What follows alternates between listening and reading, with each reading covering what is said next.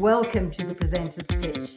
This is your platform to be inspired by other people's stories of challenges, of adversity, and also of great success. It is also your platform to tell your story. So I really hope to hear from you.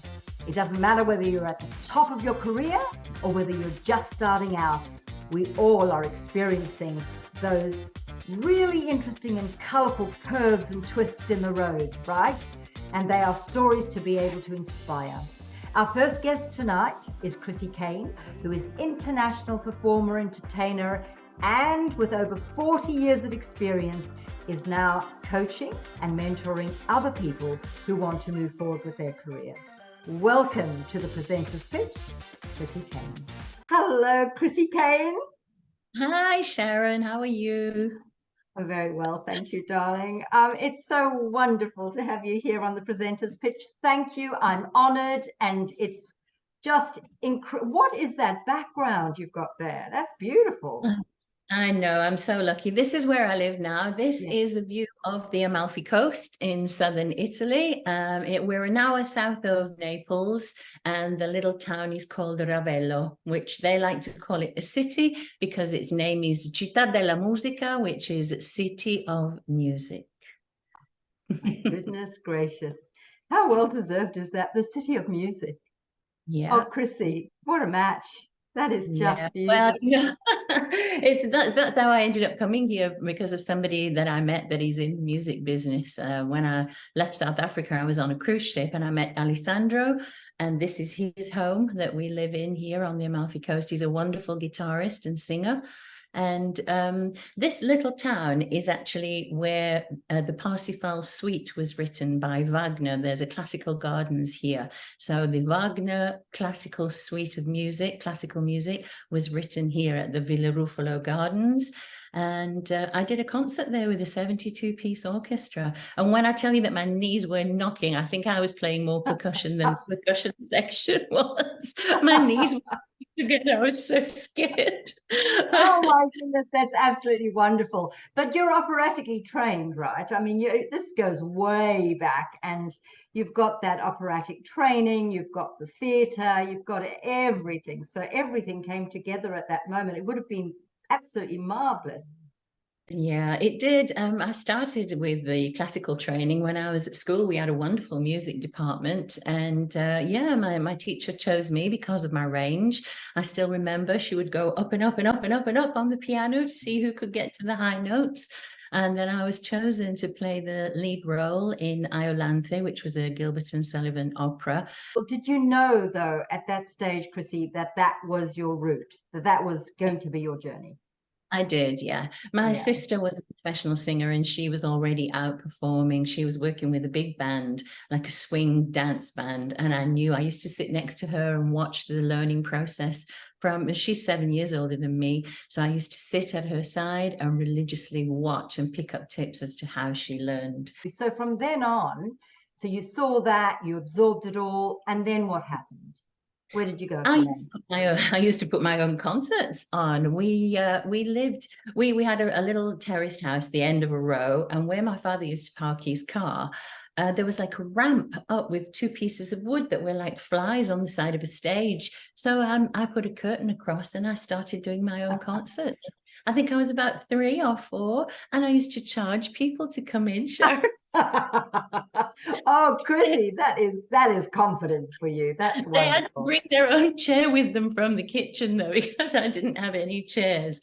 So what moment was it during your career from the age of 3 did you think that I've reached my mode of success at the age of 3? Probably. I think if you are born with something like I had, the influence, my grandmother wanted to be a singer, but my grandfather wouldn't let her, and she played piano and she sang, and we were 7 grandchildren, and she taught us to harmonize and counter harmonies, melody, etc. We had 7 voices going. She was conducting us like a choir from when we were kids. So it sort of was in your blood as you moved through the the ranks. It was, basically. yeah.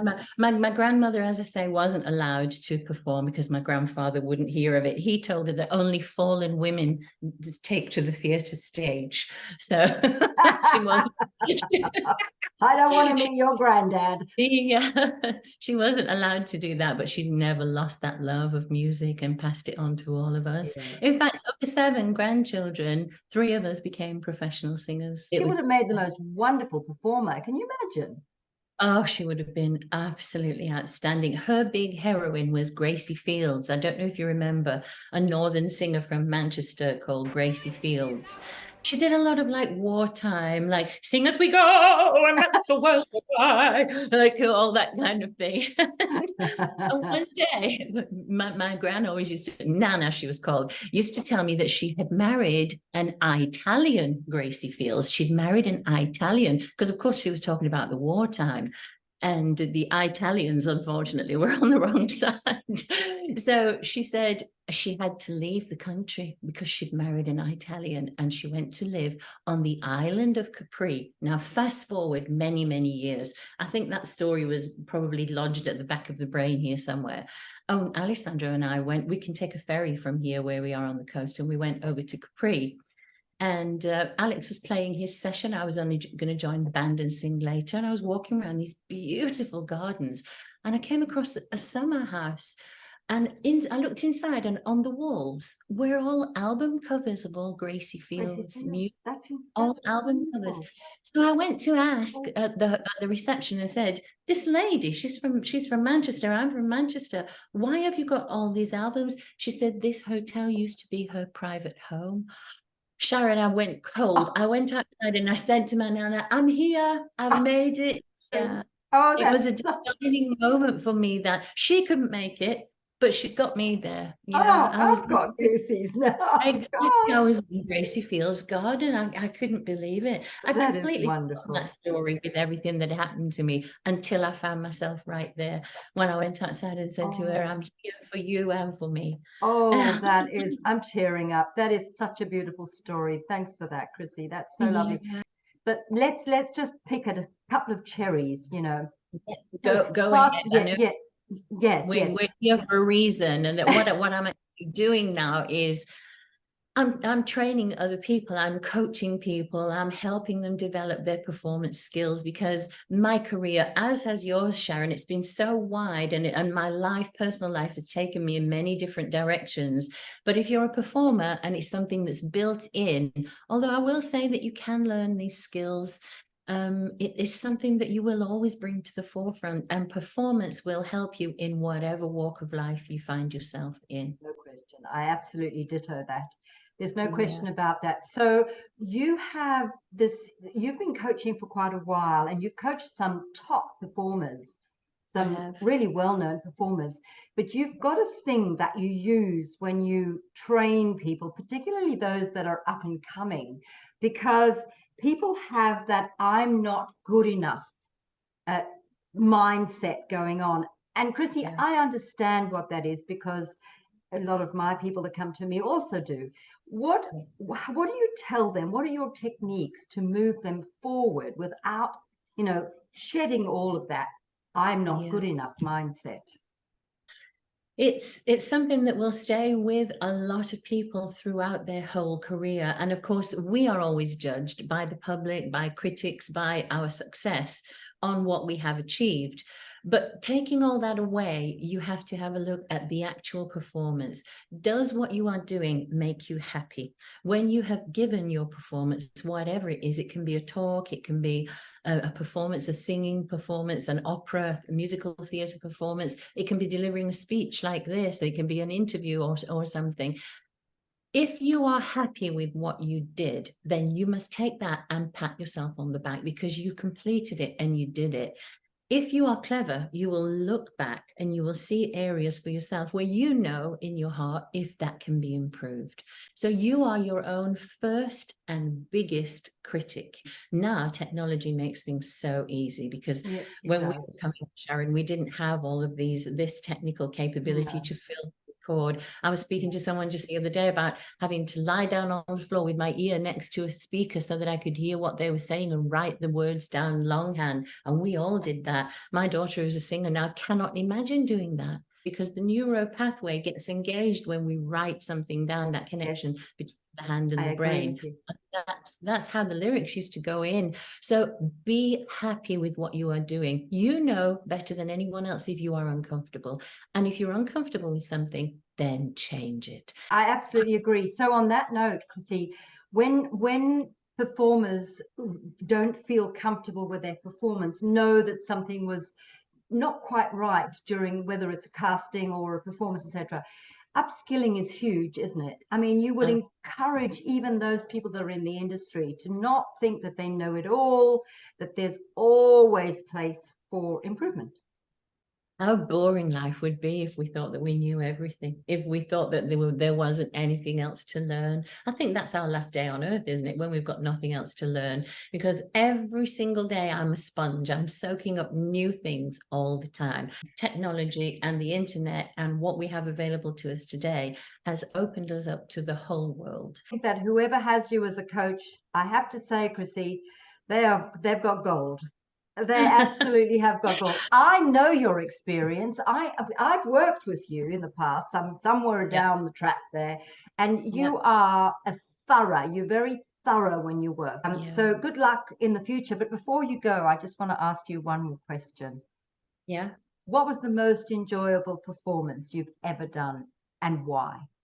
You know, what was that? I know it's a heck of a question. I didn't finish off on that.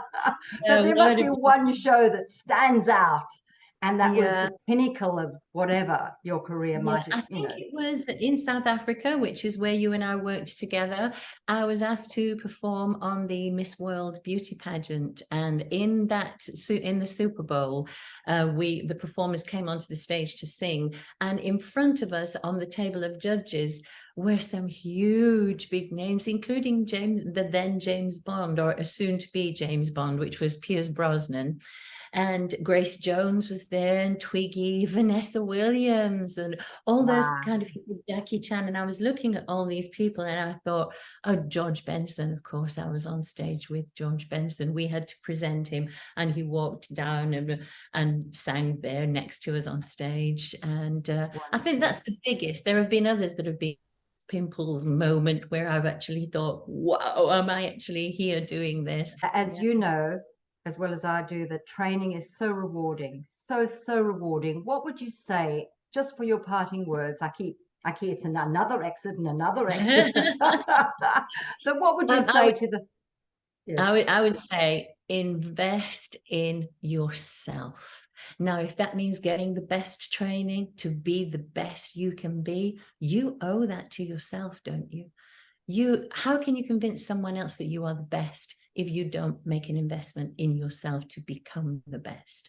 Don't be afraid of putting some money down, get some training. It will come back to you tenfold if you've taken it on board. Thank you so much, Chrissy. It's been so special talking with you today. Thank you for joining us here on the Presenter's Pitch, and lots of luck for the future. Thank you, Sharon. Thank you for inviting me. You're welcome. Very welcome.